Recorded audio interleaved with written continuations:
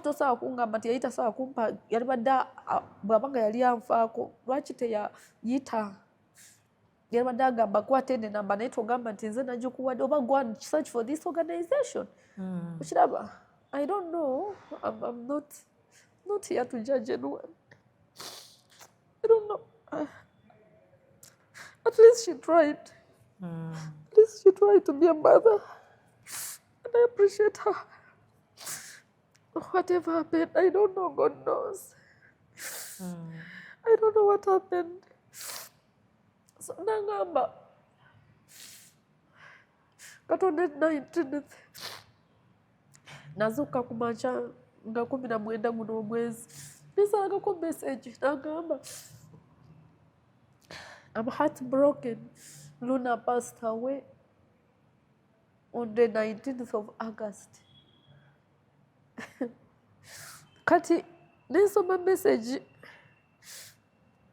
kuba nali zaali sawa nga 2:00 ganza okusobola okufuba ku chai ngamba Katonda yalabye simuddamu kati ayagala njogera alaba ayagala manye kiki enjagala okwogera nensirika nasooka nebuuzako ku mikwano gyange ne baga kati oyo baagala kwerabiza mwana wo bagala bagambe nti omwana afudde omwerabire nagamba gwe sirika woba osobola mu blocking. This must be ECOP on set. This is another ECOP crime. Oh yeah. I love it when you kiss this. 3 years of TikTok night. Ku independence denga mwenda October kumipira mwenetano. Kuna cruise Sabuka. Ngamwana mwala the stage queen. Haji Swaga 256. Abalaka kuchalina wo.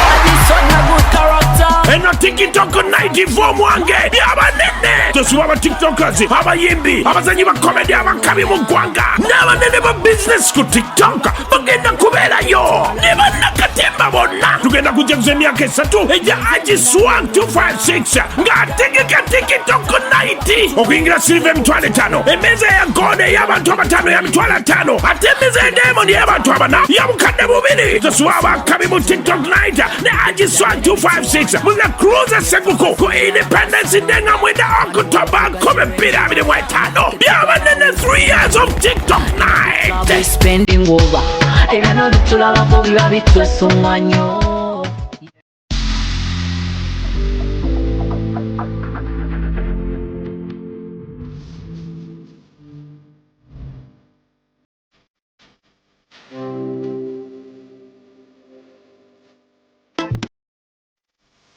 The short and big shot. Omumwa gonfukidde omumwa zubeera. Candle night ogimanyi.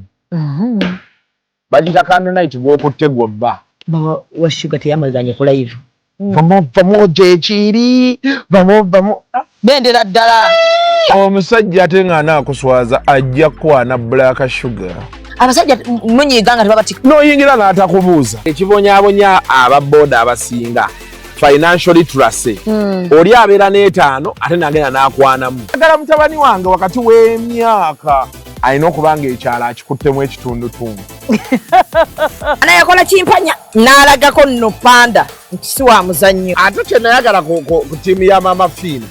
Sente eziwaayo. Naye tebasaba njawulo. The short and big show. Abantu bajaagalira ddala. We always love you.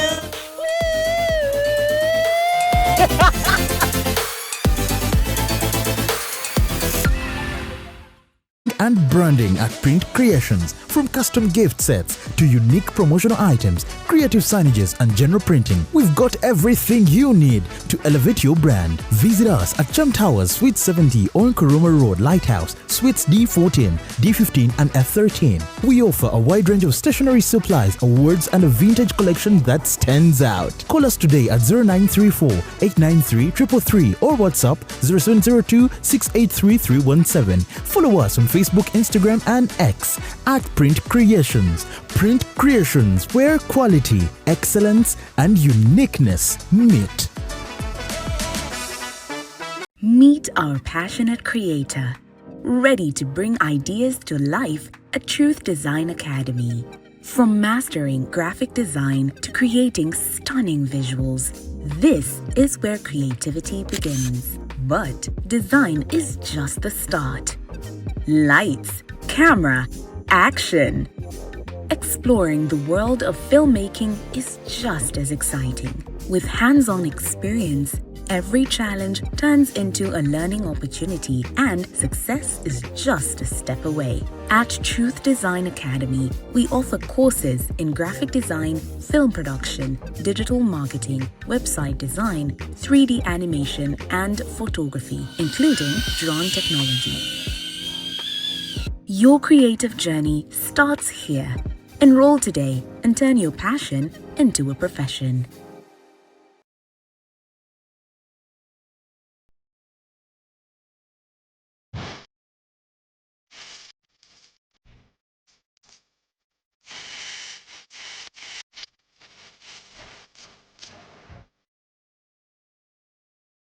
Echiddako ku executive meeting.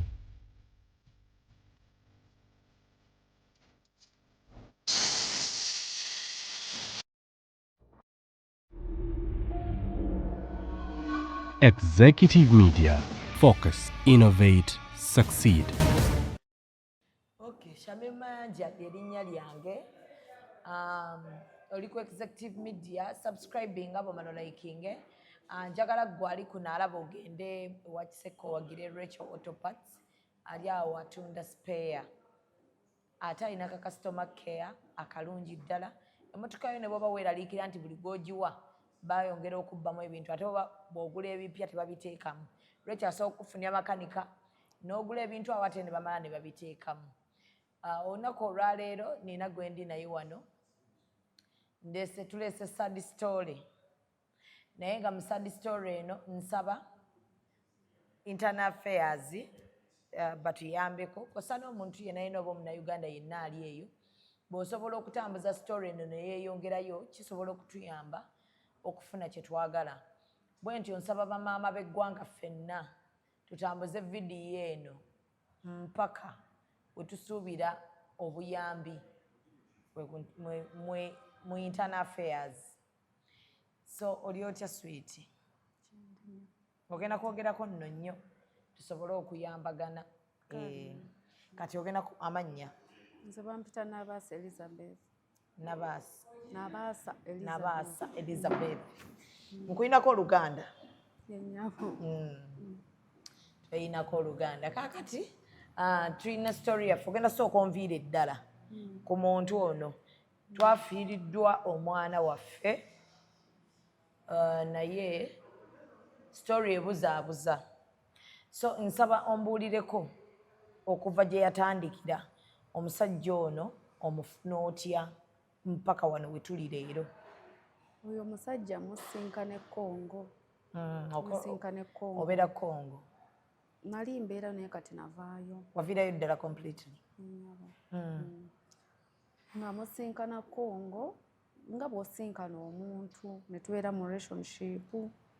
Kati nali mpezo nanenfuna olubuto nga lwa myezi awo 3 n'agenda naddayo mu nsi yaabwe. Wamusisinkana Congo? Gwe Congo wali okola ki? Congo nali mbya saluuni kuba nze ndi mbya saluuni. Nali mbya saluuni nga nina saluuni. Kati ne tusinkana nga tubeera ye ng'akola ki? Ye nga musirikale wa UN. Eye Congo? Kana bambala uniform oba bano? Nga bambala uniform. Nga bambalira ddala uniform. Naye yayita bwe namusinka yayita yambadde uniform kuba it was yali evening at the restaurant. Nga bw'ono ogenda mu ka evening tea. Namusinkanira ne tu exchanging numbers ne tutandika okusinkana. Ne tusinkana n'olubuto ne lujja. Ne mweyagalira ddala? Nnyabo. Kati ne nfuna olubuto teyaŋŋambako kulugyamu kuba ne mmugamba nga nkitegedde teyaŋŋambako kulugyamu. Reaction ye yali etya okumuga nti ndi lubuto? Namugamba nti ndi lubuto saali naye yalina another city nga ndi mu city ate endala. Ne mubuulira ku ssimu, bwe nabuulira ku ssimu n'asindika ssente. yasindika sente nansindika zaali $100 oba 200 toli kye yaŋŋamba yateekako butezi sente nansindika oba yalowooza njagala sente oba yalowooza simanyi kye yali ategeeza yateekako sente n'asirika yaŋŋamba I'm going to send you money tomorrow give me the names I can use yakiŋŋamba nkeera nemusindikira naye bwe namusindikira bwe namugamba nti nina olubuto naŋŋamba you know I'm going to my mission yange egenda kuggwako very soon I'm going back to my country bwatyo bwe yaŋŋamba naŋŋamba okay so what do you want us to do nagamba no I'm not saying anything gaatu kugamba yali muzungu yes yali muzungu kati awo like yali n'agenda for holiday naŋŋamba agenda for holiday ng'olubuto lwa myezi 3 era nemuwerekera mpaka Entebbe twamalawo week yajja wano najja Entebbe Entebbe nemuwerekera like try tusula ku hotel awo ng'era oli lubuto nga ndi lubuto nemuwerekera nandekerawo yandekerawo $1 lwali 10 yaleka lwa $10 kati awo bwe yali agenda naŋŋamba don't do anything stupid kati simanyi kye yategeeza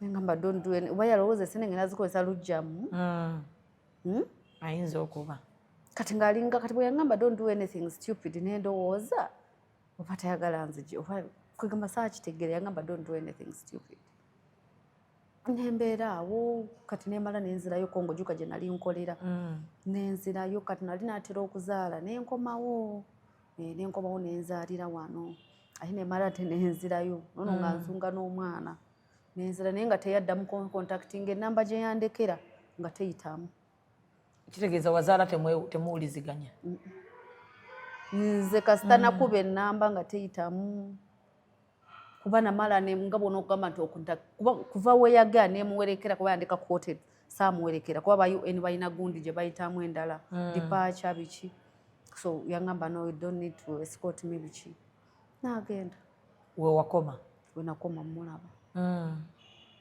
kati nzadde wayiseewo ebbanga lyali kuba yakomawo okulaba oyo omwana yalina emyaka 3.5 kati nensinkanako mwami Kasamba ali omusajja gwe nasinkana ng'akola ne UN e Congo kati ngambuuza nga buno bwonyumya nemugamba nno ninayo omwana wo taata we biki naŋŋamba obadde oyagala mu kunoonyezeeko nemugamba ye kwe kugenda mu kikuba yanaye akola mu UN kwe kuteekamu n'abuuliriza n'abuuza banoonye bamanye oba omusajja aliwo oba ki nga tufuna results nga ndi Uganda wano that was 2015 nga nkomyewo kuba nakomawo 14 nembeera wano nenzigula ne saluuni awo ku Zaina Textiles awo ndoza manyi Royce nze nagula saluuni ya Royce kati nembeera awo kati omusajja naŋŋamba omusajja tumuzudde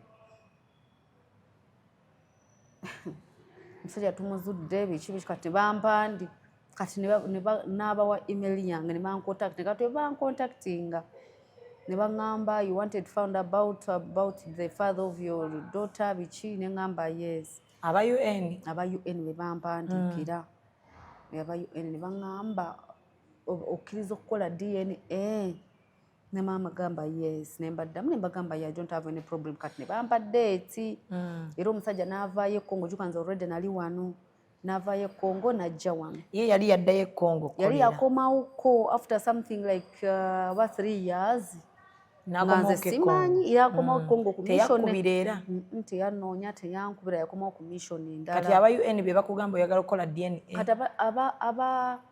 aba UN be bampandiza bamunoonya kati we bamunoonya ndoza n'abagamba oba ayagala kukola DNA naye aba UN of course bakola DNA kuba baba balina omupanishinga aba talina like to sleep waliwo emitendera gye bayitamu tebabakkiriza to sleep around naddala omuntu ng'ali mu nsi eyo tokkirizibwa toyisizibwa kwebaka na mukongo tokkirizibwa tudo bingi kale balina amateeka gaabwe kati ndoza bali baagala bakakasa oba omwana wowe kati ne bampa date ne tujja ku waliwo eddwaliro eriri awo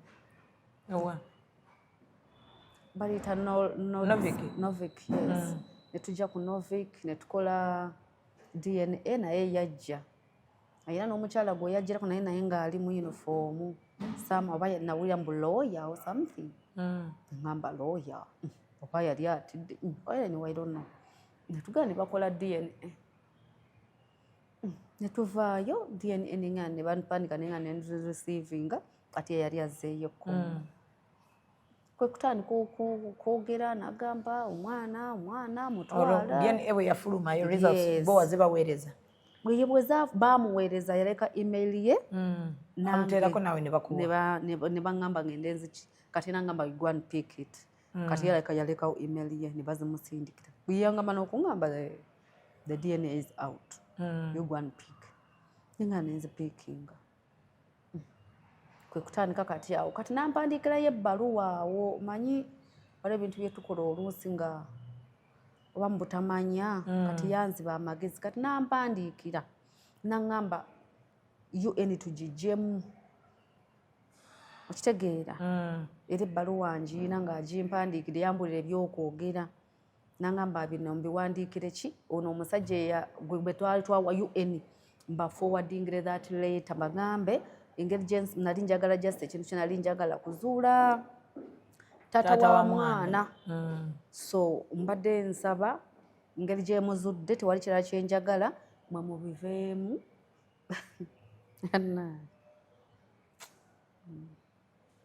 kati naakakiraba obubi bwakyo kati nazzeemu ne mbisoma all the documents nazzeemu ne nzisoma nga ndaba zaali nga zifevaringa ye yakikola mu magezi nga just in case anything happens nga tojja kufuna oba buyambo oba kikati ye kuba UN yali eyina omu like punishinga kuba nali nsobola okusaba kyonna kyenjagala alabirira oyo omwana ate kati nze ate nali sikimanyi ze nempaayo ebbaluwa ne bagamba okay UN n'ekivaamu n'obaweereza ku email yaabwe nembaweereza ne bagamba bakubuuza you tell them that era ebbaluwa ngiinawo nje nabagamba bagamba bakole ki now it's between me and the father of the child we can see what we are going to do with our daughter to cooperate which you don't intervene don't because you're supposed what to punish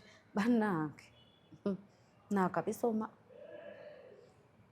kati ekyo kivuddewo UN ebivuddemu era bampitako ne ku military eyo ku Entebbe to question me ne banquestioninga awo how we met biki naye yaŋŋamba mbu ŋŋambe tampangako ku ssente ekitegeera yaŋŋamba mbu ŋŋambe our relationship yali tampangako ku ssente biki ate ŋŋamba lwaki agamba kati naawe era bye yagamba bye wayogera eri bye nayogeranga yaŋŋamba nga they are going to call you kati kimu yabanga akimanyi kye bagenda okumbuuza nga nange kyabaŋŋambye jjuka taata w'omwana we you protect him yes nga naawe kyoyogera nga kyenjogera nga kati yazze mmanyi azze mu bulungi nga tanaana kuŋŋamba ku ekyo ate ekyokutwala omwana nga ye tanakiŋŋamba akyali ku kya UN nga tusooke tukijjewo ekyo baleme omupanishinga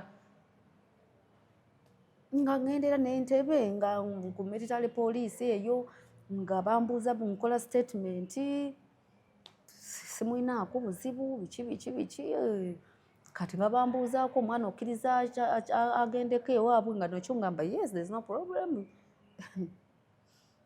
nga naye onvaayo kati ng'ajja nga ŋŋamba mba tejaatwala omwana yalinnya najja wano yalinnya najja n'atukyalirako nga maze okukola gundi nga maze okuddayo kati najja najja nansinkana yamala like a week n'atuula n'abimbuulira nampitiramu advantages kanagenda okulaba advantages kale bye yayogera nga bifevaringa omwana kale nze nga seefuddeeko ŋŋanzi n'ogamba future y'omwana neŋŋamba future y'omwana kuba olaba nga nabonaabona nnyo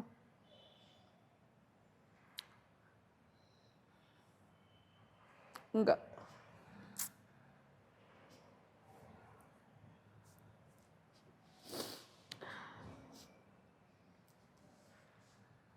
nakikola nga njagala omwana abeere ne daddy we because the life obulamu bwe nali mbaddemu obulungi was with my father. Nali ne daddy wange, so I felt like he would do the same. Yakugamba advantage nziki? Yangamba omwana bw'amutwala engeri gy'ali omusirikale, omwana bagenda kumurecordinga amongst his children, agenda somera bwereere medication until paka ng'akuze nga yes nagamba agenda medication eba ya bwereere, omwana w'omusirikale eri medication eba ya bwereere, essomero liba lya bwereere until bamala alina n'advantage yafuna omulimu. Because aba mwana wa musirikale wa ndaba nengamba okay, nangamba kati bw'aba akulidde wano eri kiba kizibu to recognize her. Nangamba baba temurecognize aba asigadde eno, ekitunulamu yakintuusamu nati he didn't force me kale. Yakunnyonnyola n'omatira. He did force me. He did force me. I would say that because I wanted my daughter to be okay. I didn't care about the pain I would go through. It has been painful. Naye mwateesaako nti anaamukuleeterangako omulabeko? Yes, netusaininga everything. Wasigazaako copies? Yes, netugenda mba lawyers.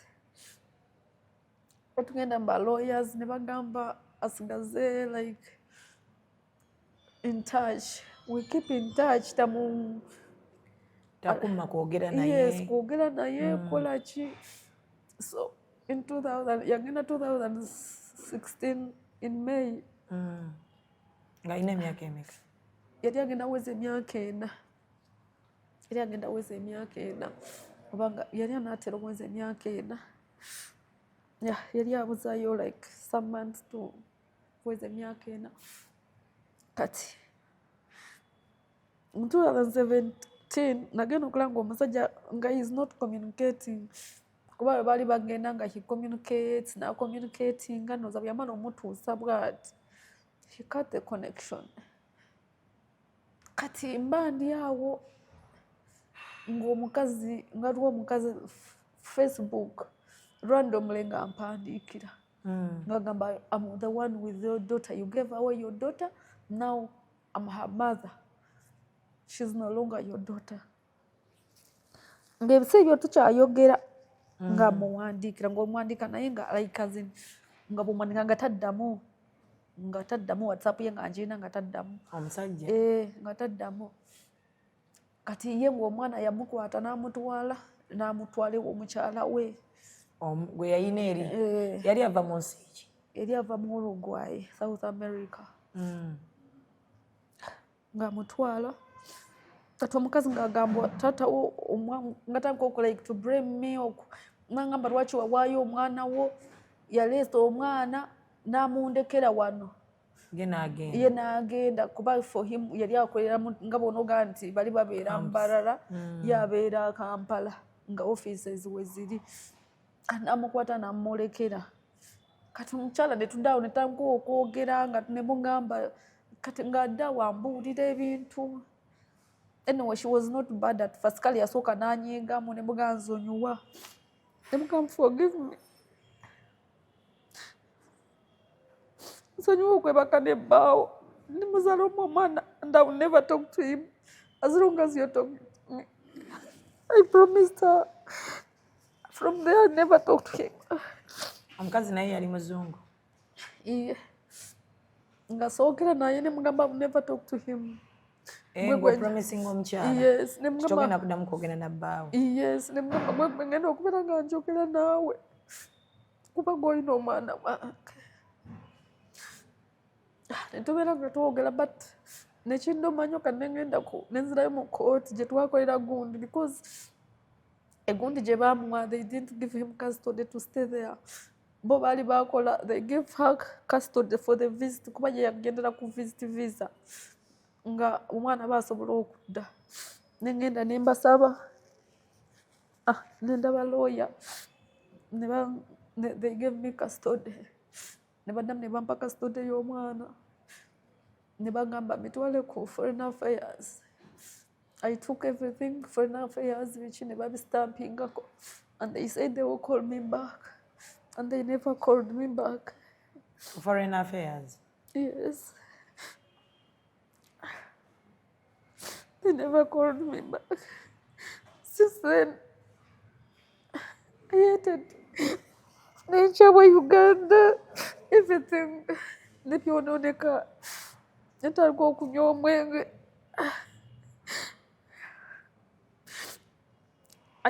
Kati nentunda saloon nga I could not manage it.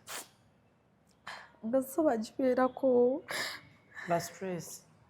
Nga stress nga sobola nga abantu b'efamily bonna ne mbakyawa. Like I was blaming everyone. How could they not like... Okay, I don't know. I can't blame anyone. Wali mu dilemma. Yeah. I felt like I don't want to see anyone. Newekweka. Nekweka nezirayo Congo 2018. I went. Okendeze ku stress. Yes. Kwabula nalabanga abantu ba family nga bambuuza Luna. Awezi Luna. Ngazagana kwogana ba family. Kuba nkimanyi mwenjoga nabo nga bambuuza awezi Luna. The most thing that was hurting is that you talk to her. Kitegeera. Ng'abantu bakubuuza, do you talk to her? What was I supposed to say? Yes, I would say yes. I would say yes, I talked to her. Because sometimes I could talk to the mother. Kati omukyala nasooka ansirika mwawo, kati nansirika message. No, twamusindikira omusajja. Namusindika that copy of custody. Nansindikira message nansindikira nangamba nini y'omwana yabula passport. Yansindika nanga passport y'omwana talina bwagenda kudda because it was stolen. Mutani yagibba. Simanyi. Nangamba passport yabula.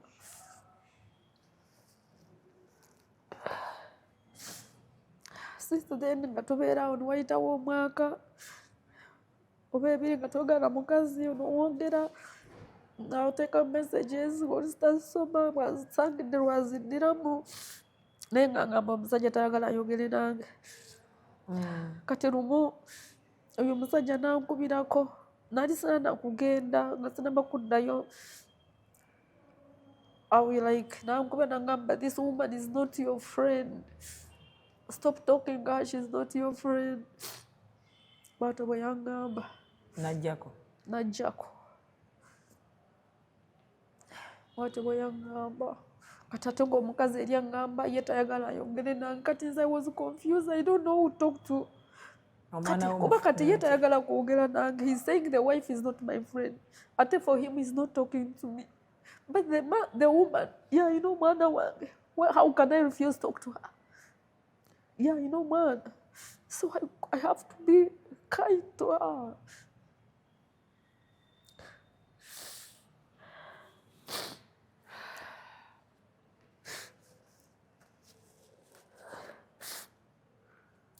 Kati nansindikirayo oluusi obufaananyi. So there's a time. Mama. Yes, mama.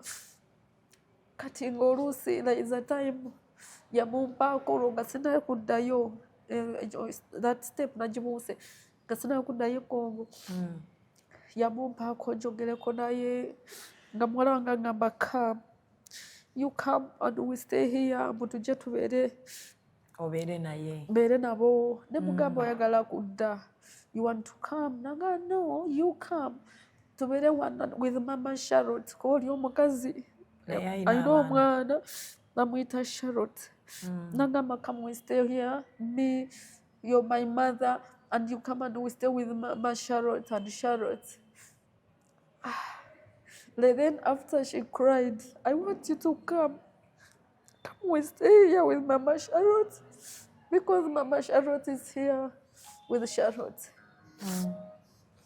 And you stay here with my mother. Kati, not Uncle Kawa. Nisimu never got omukazi nangamba. Since Luna has come here, she has never got sick. She's a very strong girl, but whenever she talks to you, or whenever I tell her about you, she gets sick. She misses you a lot. So, you're going to stop talking to her. Because it is torturing her psychologically. She gets sick. Like for 2 days, she's talking about you. Because it is understandable. I didn't want to torture her. Then I'm okay, time will come when she's like 11, 12. We can talk. Kati. Nebarekera okwongera nange. Nomusindika messages nga tazindamu. Nosindikira taata we, katata wawe yambulookingira. I think that is they are saying 2022. So imagine since 2000, like twakumokoga like 2019.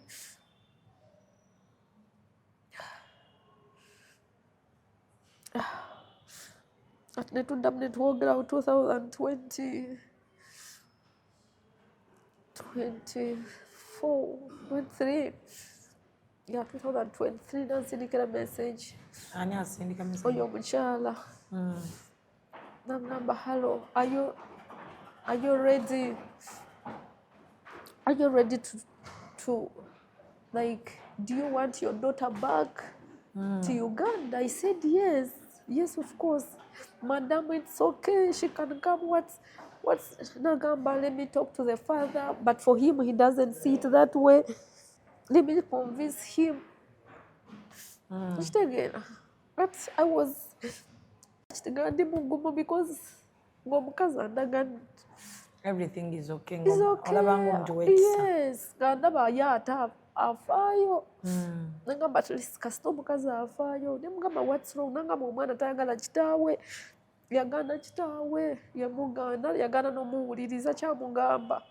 Buli kimu kyamugamba yagana nomuwuliriza. Kuba yagamba yetamwagala si taatawe. Kati simanyi kyabaawo bayamukuba oba what? I don't know what happened. Omwana adduka wewaka. Omwana nadduka ewaka n'agaawo. Yes, that was 2023. Ani akugamba omwana yadduse waka? Omukyala. Kati wabingambira ebyo n'abingamba nti omwana yadduseewo ewaka.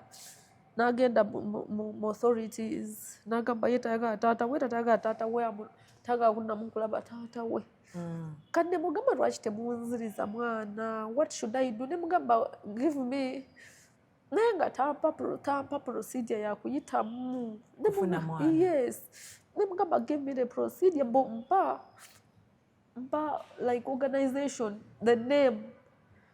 Mpa the name omwana wali banoonya ku internet bawandiikire. I tell them that I'm there. I'm the mother. Yes, I'm the mother. Kuba n'omwana alabika she wants to talk to me. Nakamba I would see nange I'm legally. Manya abazungu I'm legally not related to her. Oshtegere ne bagamba it's even talking to you it is illegal. I'm not supposed to be telling you. Ne mugamba help me nyamba. Nagamba mugenda ku organization. Katuyambala nagamba I tried to talk to the lawyer. Ne bagamba they would talk to you. But I was trying to give them your contact. Ne bagamba no, when they need it, they will talk to you. Kahate ye mwenje musaba naye nga tajiba. Ne bagamba when time comes, they will contact me. But they have never contacted me. Ate n'omwana bwe yafa, why didn't they contact me bw'abaga yajibawo? Kati, that is it. 20 kati ono tuli mu 2025 agenda kugwako. Yes. Wakoma okwogera nabo nga omwana abuze. ng'omwana abuze ng'agambye ageze ng'agenda n'amulabako kati naddamu n'ansika ne ku bifaananyi mu May. Is it this year? No, not. I will check and see. I don't remember, but yes, ng'agenze n'amulabako nze simanyi ate yagenda ng'atya n'agamba oba these are Luna's pictures oba ngambye namutwalako for shopping oba ki ng'ali n'asindikira ebifaananyi n'ensanyuka like negamba kale at least wadde yaddukawo ewaka agenda n'amulaba mu organisation gy'alimu. Awo ng'alina emyaka emeka? It is this year. It is the beginning of this year. Yeah, it is the kati amawulire g'omwana okufa gakusanze wagategedde otya? Amawulire g'omwana kati nemusindikira message awo nga maze okunsindika ebifaananyi nemugaa thank you so much for the pictures, thank you. Kati nga mbeera kati ebifaananyi byasemba okunsindikira nemugamba how are you nga taddamu, how are you doing nga tabiddamu naye nga azisoma. Kati nemugamba how are you and the family and how is Luna. Kati ne ku birthday ya Luna nensindika message nemugamba birthday naye nga taziddamu. Even before that kati nemusindika message no yes nga taziddamu. Kati nemusindika message nemugamba but you people omwana wange mubonyaabonya, you don't want me to like to communicate with my daughter. Then God tell the father, because he cannot talk to me, tell him that I curse him. He's going to pay. His children and his grandchildren will pay for this, for the torture he has put on my daughter. The message nasembayo muwandiikira n'emivaako. Cut here on the 12th of this month. Nasindika message nangamba, your curse happened in a worst way. Nangamba Katonda akomyewo kuntokyalinga.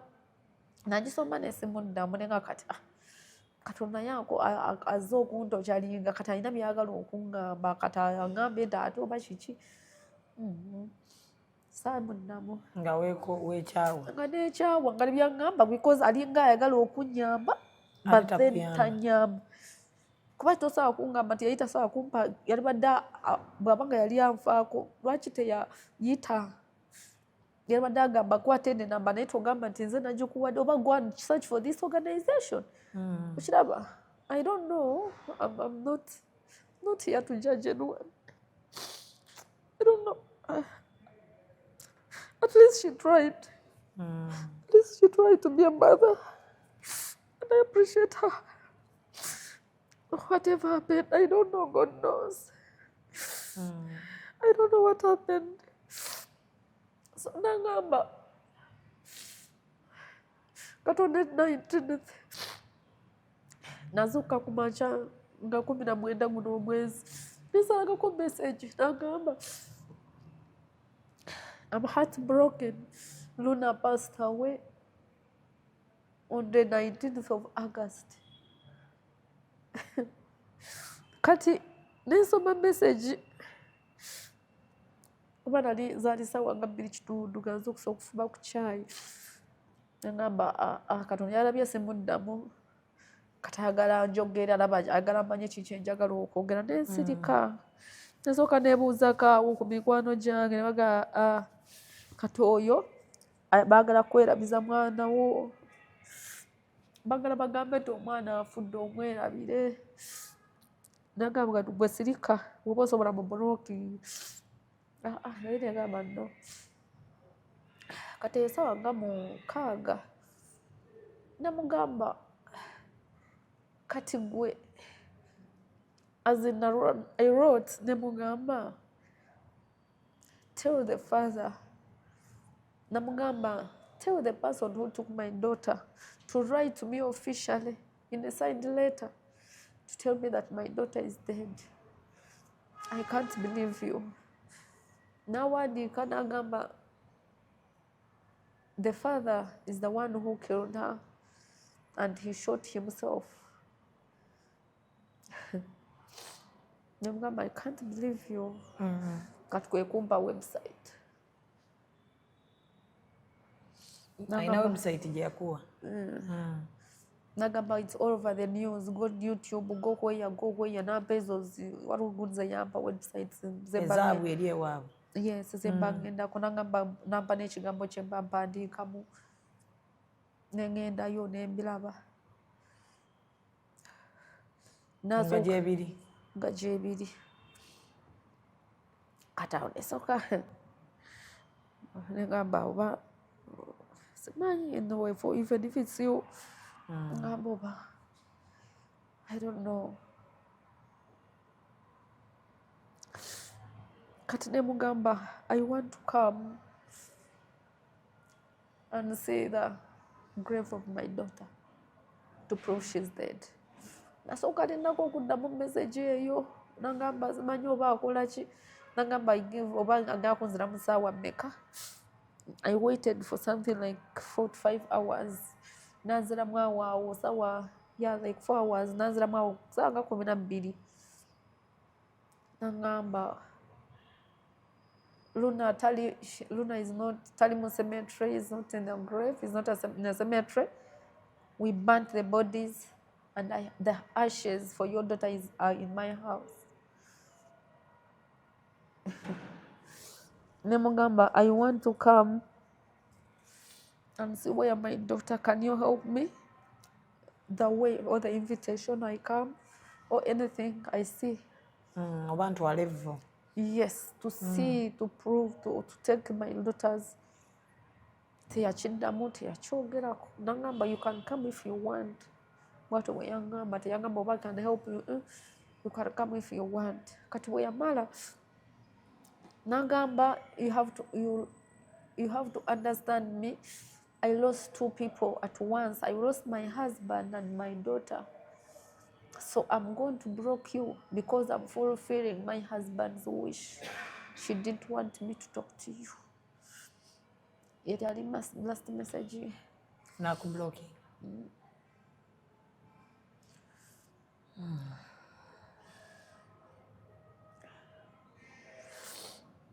So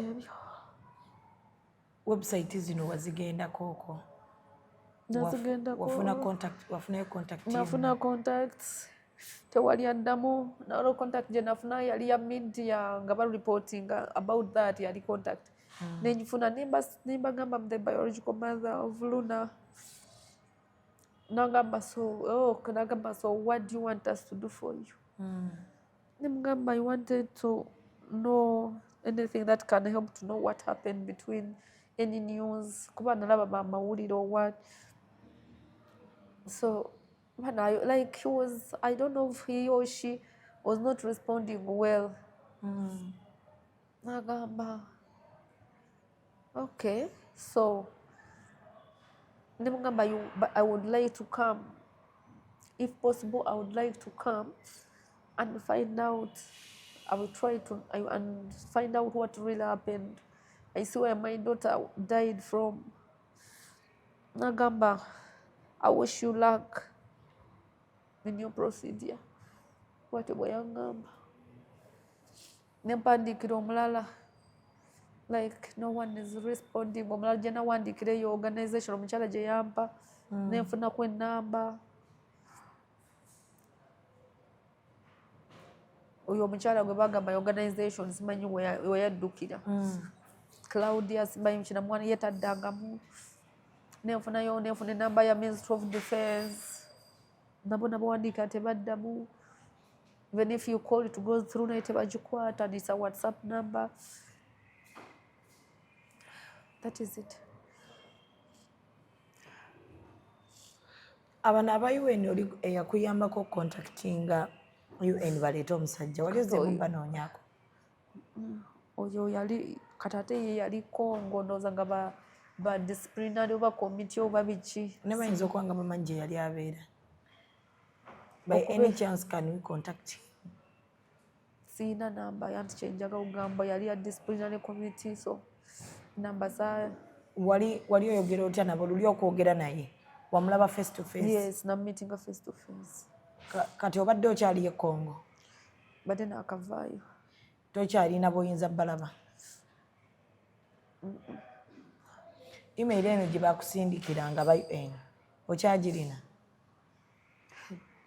olaba ne email omusajja gye yansindikira oba yakola atya nze sibiraba kuba it was an email yaginsindikira gyemba nengityping out gye yansindikira nti nsindikire UN. I don't see them searching as a sibiraba.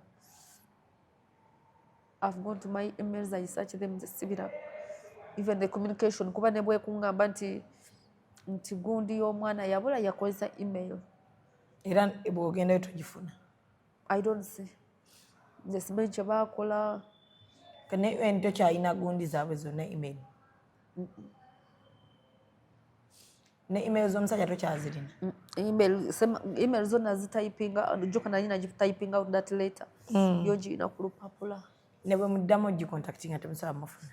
Yali oba yakyusa email yandoza yakuleetinga email n'amala nagi I don't know. Kati no email gye bampandiikira for the DNA ngenda gezaako nginoonya tulabe. Wetaaga oginoonya? Yes, UN gye wakuwandiikira oba tusobola by any chance tulaba oba tusobola okuddamu ne tuba contacting then ne tubanyonyola what really happened obaweereze ne kiki kye mwajja mu custody obabuulire n'amawulire g'olina as of now. Tomanya kiyinza okukuyambako.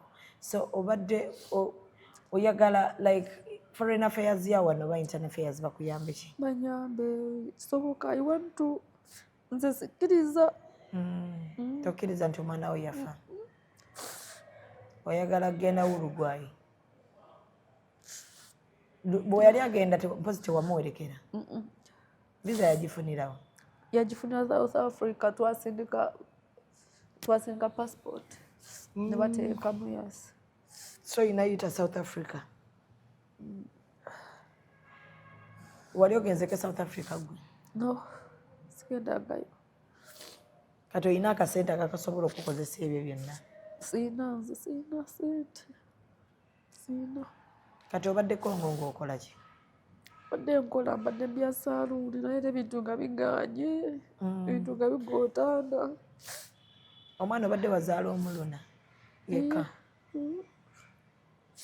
Tesobola like nga buli we ndowooza luna I feel like I'm going to betray her.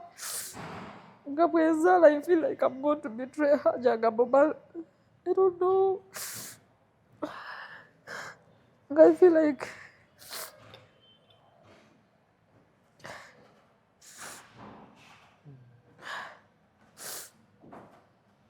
kati wagana ozaala?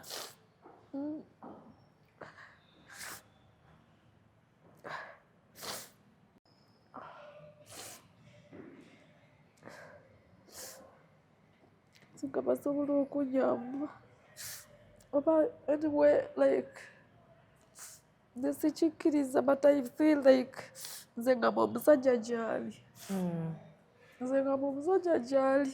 Bakusindikira ku bifaananyi by'omwana ng'afudde? Tebabisindika era nga bw'onogamba on the scene nga bw'onogamba bamukubiddewo kale yo batandaga nti face nti omwana yagudde wali omusajja n'agwa wano. Bagamba omwana taata amukuba essasi naye yamukuba amasasi 2 mu kifuba kuba we bagamba it was something like a waiting room. Omwana yali ava kulaba therapy wa speech oba something like that oba yali agenda kukola speech that following the what speech yaki?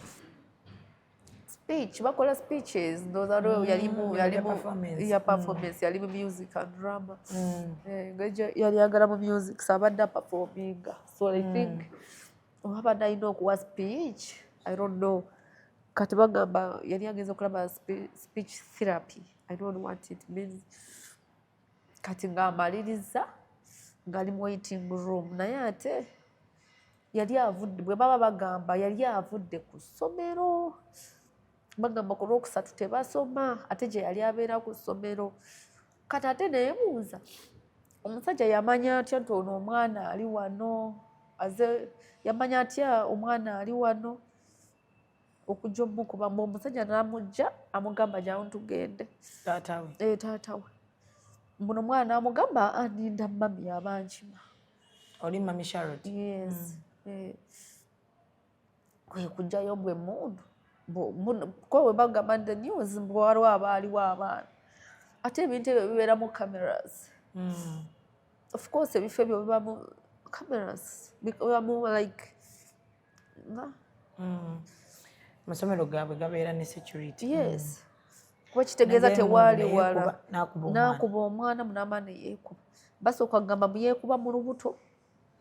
Ate baddamu ne bakikyusa mbu ate yeekuba mu osobola okwekuba mu mutwe n'otafiirawo. Mbu yeekuba mutwe mbu ne bamutwala mu nearby health center mbu n'afa hours later. Omusajja ewulugwayo yali akolanga ani? Ye yali retired kati. Yali retired. Yali myaka ng'emeka? 58.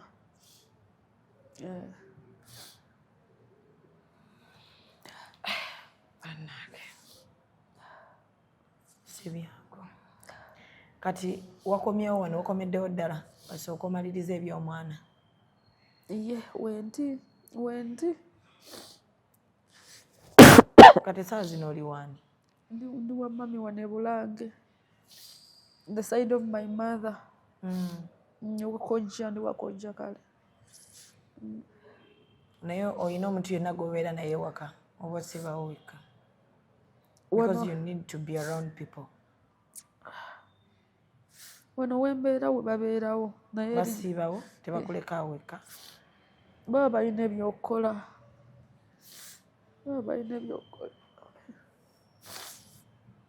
Omukyala yakubulookinga bw'agambye? Yamulookinga. Nagidiritinga? Yali tagisomye. Nga bw'onoosindikira omuntu message ku message. Juka bw'agisoma ekulaga nti agisomye. Eno yali ya message teyali ya WhatsApp? Tubadde twogera ku message. Era message ezikuva bwe yatandika okwogera nange. Zonna za messenger. WhatsApp mbadde temwogera? Tetwogera. Mubadde mwekubirana ku messenger era?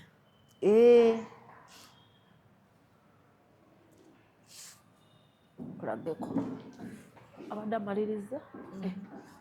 Ayagala simu ye. Simu eri wagitaddewo? Eri wano mabega? Mu nsawo. So okyali ku executive media.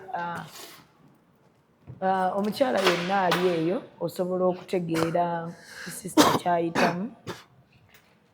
Olumu bitusukkako. Olumu bitusukkako ng'abantu. Obwedda manyi mwali mwogera ku WhatsApp? Stadeko.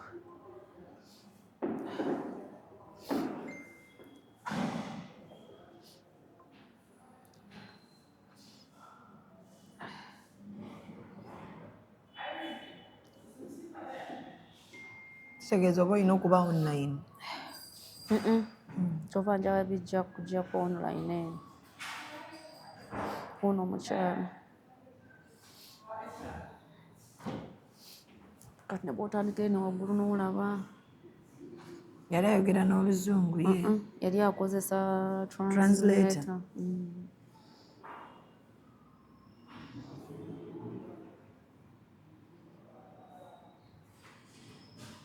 Muludde nno nga mwogera bambi?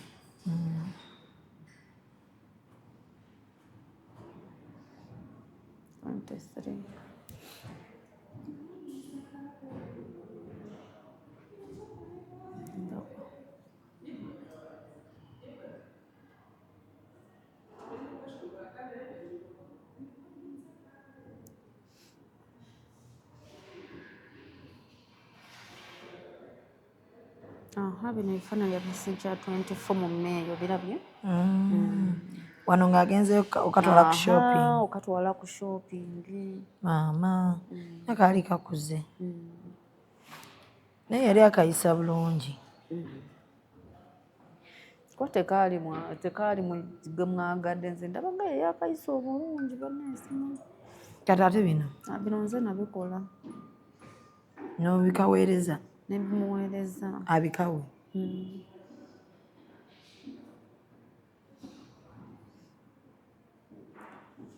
kati oba eno message wamusindikira ye yamunyiiza yayita nagisoma kyentegeeza ye yayita nagisoma nakuweereza nakubikira nambikira kati bwe yagisoma kwegamba nti yokaaso ba happened in the what okitegeera oba yasooka kubika n'alyoka alaba eri mu message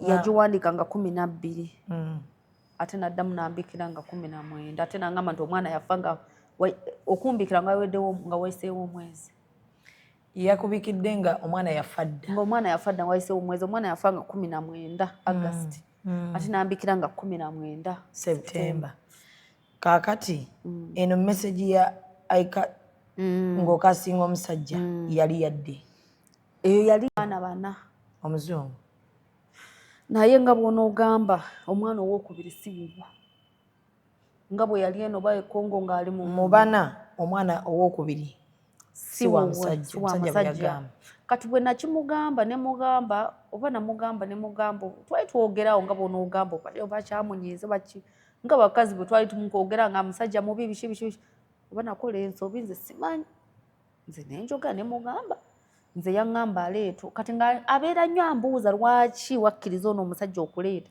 nze mugamba yaŋŋamba nti ojja kulabirira oyo omwana kuba omwana wo owookubiri si wuwe yalabirira omwana wo yamusomesezza kati naawe ojja kulabirira nti okwesasula ebbanja naawe ojja labirira owuwe ojja kulabirira owuwe naŋŋamba nnono okyalowooza bwotyo noono wasembayo Charlotte si wuwe omukazi yagamba omukazi yaŋŋamba nansinika n'ekifaananyi kya taata we taata w'omwana kati oba omusajja yazudde ng'abaana bonna si babe neyetta nagowaayi kanfe n'owange ndowooza nagamba kanfe n'owange ate ngambi nsekankuzimanyi yakulaga ekifaananyi kye yansindika oma nti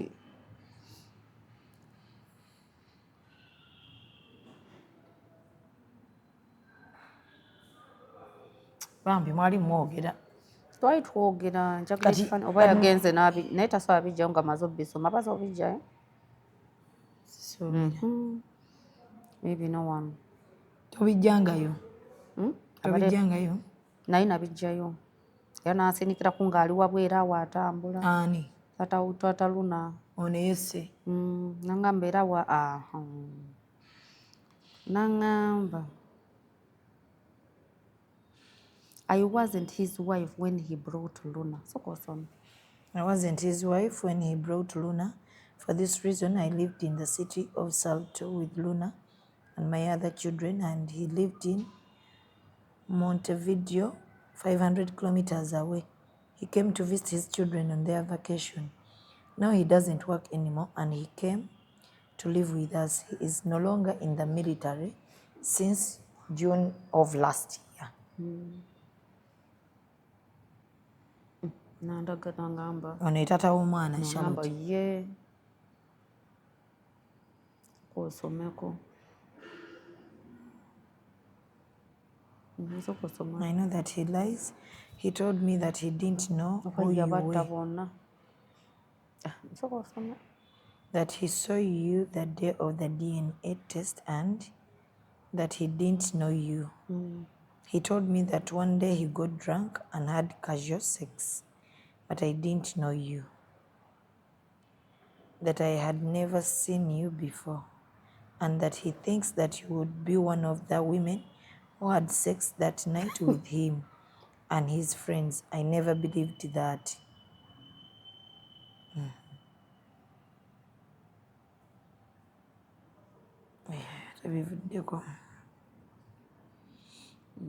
kati njaga wano kyagambira nti omwana ebintu yabiŋŋamba 2000 kati waliwo omukazi anti kyova mbadde njagala usome mu messages zino olabe messages zonna ngenda zisomamu tugenda sigala tujja kulaba engeri gye tuweerezaako tumanye omukazi ono ayinamu omukono oba omukazi ayinza okuba nga oba kasi ngeri gye wagamba n'abaana be ate ng'abaana bwabe noba n'anyiigamu n'agamba kati naawe ng'ayinza okuba Luna gy'ali mulamu.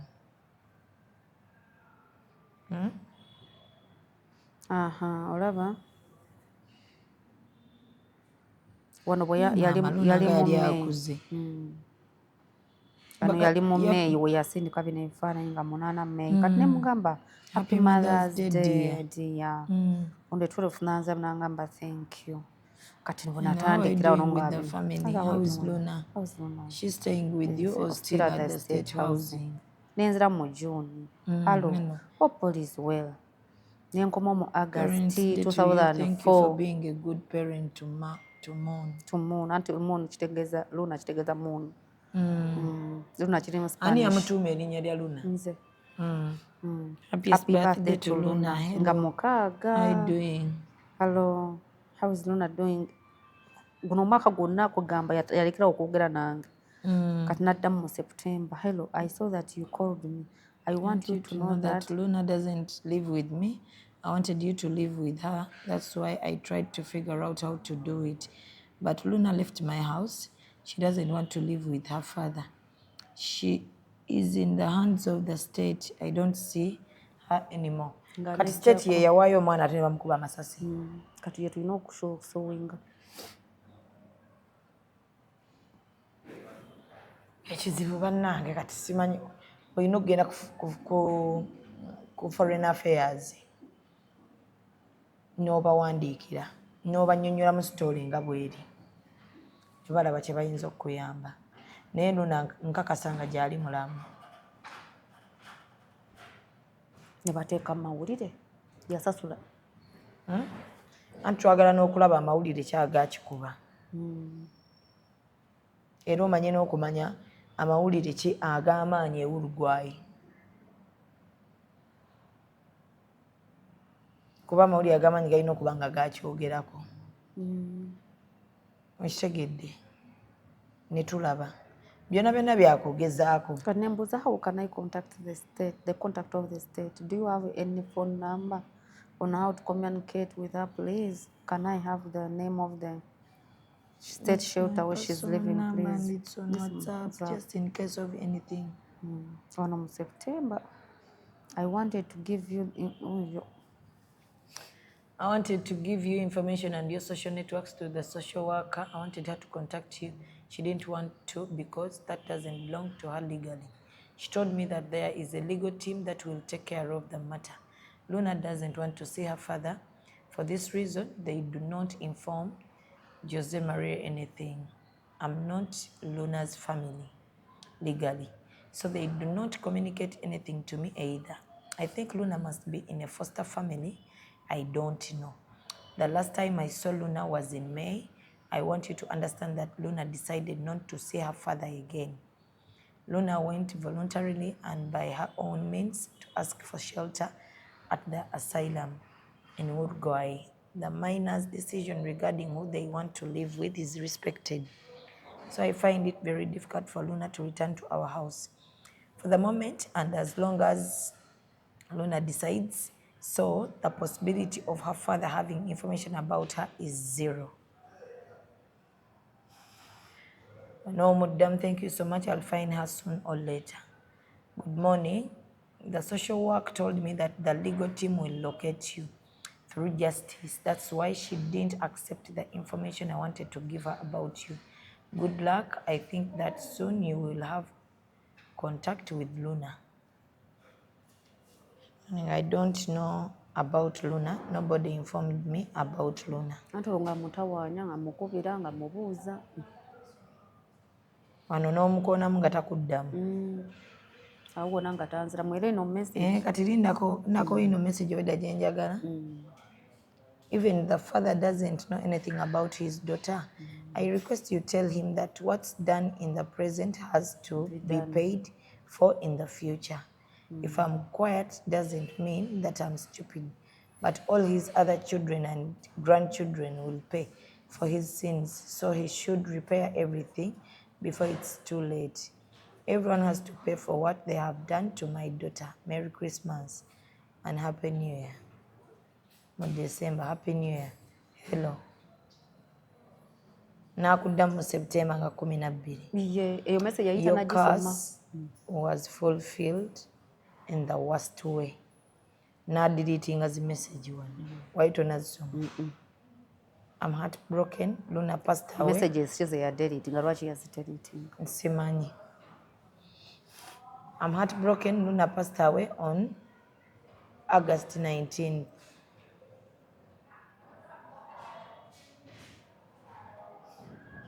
Tell Luna's father to call me and tell me about it because he's the one who took my daughter. He has to write to me in a letter officially written and signed because I cannot believe it. He killed her and he committed suicide. You look for information in the news. Write Castle Luna, Uruguay Old Colonel, Richard assassin. Tell me about everything.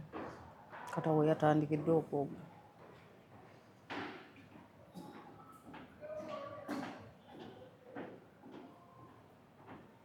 Namana adda mu Spanish kati nga alina okukozesa translator.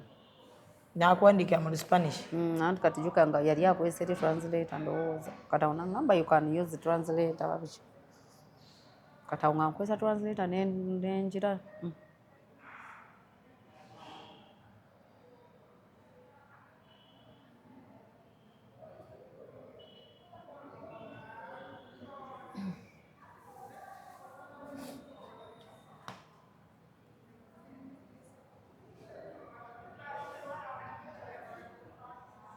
Kati wano bwe wamugamba nti I've seen the news yagamba biki? Kuba mbiraba biri mu Luspanyola. Kati bwe namugamba I've seen the news. Ndaba Luspanyola. Wali otandise odduyiga Luspanyola? Nkozesa translator. So Omuspanyola awo yakutuusa. So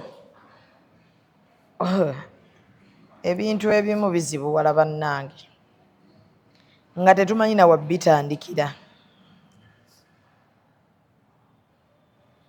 Nga tetumanyi wabbitandikira.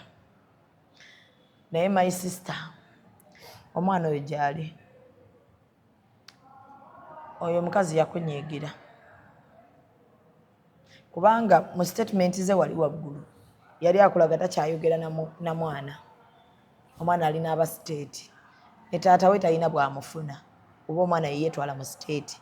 Okitegeera nti omwana yeetwala mu state nga takyayagala taata we naye yennyini abadde takyamulaba. Ate nga ne bali agamba aba state tebaagala bawe information because legally si wa family ya Luna. Obitegedde? Ate n'amala n'asooka n'akuddiramu wali eri ku message n'agamba yo kasi. Anti eno message kyengeza kukkema nakeberanga nga tanagisoma. Okitegeera? Eno message eno. Ngirabye. Eno. Kankulaga kati ddi bwe yagisoma. Yagisoma ddi? Eno. Gye nasindika mu October. Nga 23. Bwe yamala okusindika eno gundi eno message teyagisoma. Eno nayo teyagisoma. N'eno teyagisoma. N'eno teyagisoma. Byali biraga nti tanabazisoma. Era nga yazigira nga tanabazisoma. Yazisoma ate olunaku lwe yaddamu wano. Ate lwe yagisoma. Anti wano yaddamu bino. Yaddamu eno. Yaddamu eno. Naye ate ng'ennaku lindako sister olabe. Ennaku z'omwezi nga 12 September. Okitegedde? N'akuddamu your curse was fulfilled in the worst way. Yes. N'ataddamu kuddamu. Okitegeera? Asaamuddamu nze. Anti naawe tewamuddamu era naye teyakuddamu. Okitegedde? Njagala just obeere okay. Yagisoma nga 12 September. N'akuddamu 12. Jjuka gwagiwereza 23 October. Kaakati bwe yamala ogisoma n'akuddamu September lwagisomye. Wagiwereza October 2024. Nagiwereza October 2024. Kati ye najja n'akuddamu September 2025 nga wayiseewo ebbanga mwaka mulamba. Kati guno omwaka omulamba oguyiseewo agirabye agizzeemu. Okitegedde? Bwe yakuddamu your curse was fulfilled in the worst way. N'asirika teyaddamu kuddamu oba okirabye naawe tewamuddamu. N'addamu n'adda okkubikira nga 19 September yayisaawo ennaku 12 wiiki nnamba neyeeteesa nadda n'akuddamu n'akubikira onfuna. Okitegedde kati sisi obwedda kyenkugamba kati obwedda gwe kyotannalaba message yagisoma eyokolima era nate kati n'agiddamu amawulire galaga nti omwana yafa August nate n'amawulire galaga nti ebintu ebyali amawulire ge balaga galingawo nga 2 August ate ye nagamba omwana yafa 19 okitegedde kati waliwo ekikyamu kati ge amawulire baateekayo amawulire nga baagala nga some bagenda okulaba nga sigasoma ko ye kajja akole ki aŋŋambi okitegedde naye nga amawulire go bw'oba eggulire ery'amaanyi mu Uruguay kuba amawulire go bw'oba ogalaba negundi wagikwata mu mutwe nagikwata gana amawulire ogalaba gaaliyo nga ge galiko gokka waliyo n'amalala si ge galiko gokka waliyo ebirala biibyo ebirala ba kati kandaba ag'omwana waffe galiwa geego njagala ga mwana kubanga okyoba omanya nti naye eno nga waliwo olaba ab'amawulire webasobola okukolera abantu naye basobola okuba nga basobola bakolera katono yegundi we amawulire gaagano wano gaagano kasobola bako luna kasobola bako luna kasooke tulabe gano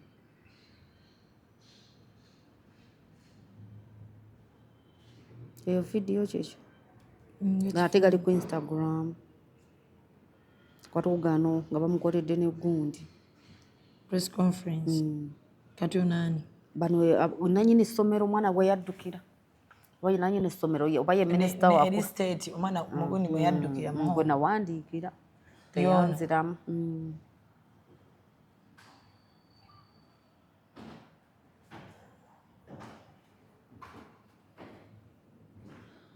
kawo biraba bino byonna byali ku luna oba byonna biri ku luna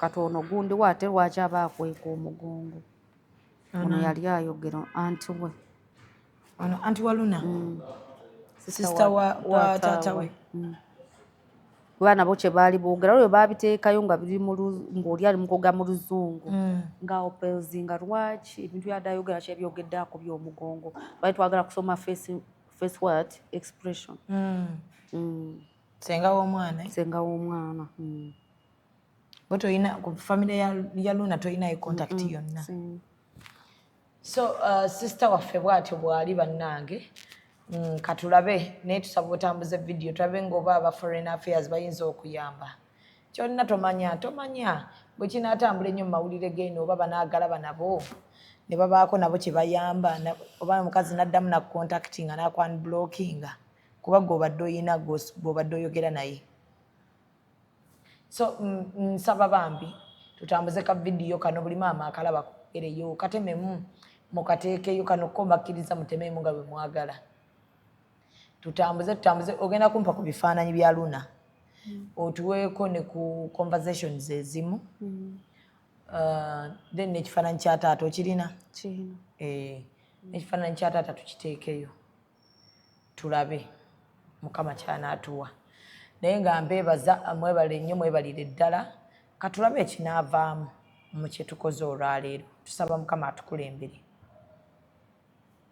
ikop bakube babifaananyi oli kwenda bifaananyi birungi bakukube bakwize ti oli munoni omukolo bagukolere olina kwandula olina nankani bya wedding olina graduation ni bwoba ofiirirwa sobola okwenda kukola nankani send of decent wesimbyewo mu kalulu funaba ikop abo bulwo bayito bataako tubateeko tuli kujja mu kulonda era tibasasula be kale sasula oli kwenda bya bululu yes bakukube mukuba ni poster ate bana mukuba poster oli kwenda bana dinedo ku butundu bali mu poster anguli mutunigira muko chali wife ani chali wa mwazira sente yasina n'okumuyamba oyo omusaada eri ekindi aba ikop oli kwenda poster kale bana butundu bali billboard jamba naife aba business card mudikola nti naba akole ne ya nedo debeta bolochua dindi bolochua chechimu ne business card ate kalenda muwandika ku t-shirt. Follow us on Instagram at Ecop Photography or call +256 7. Executive Media. Focus, innovate, succeed.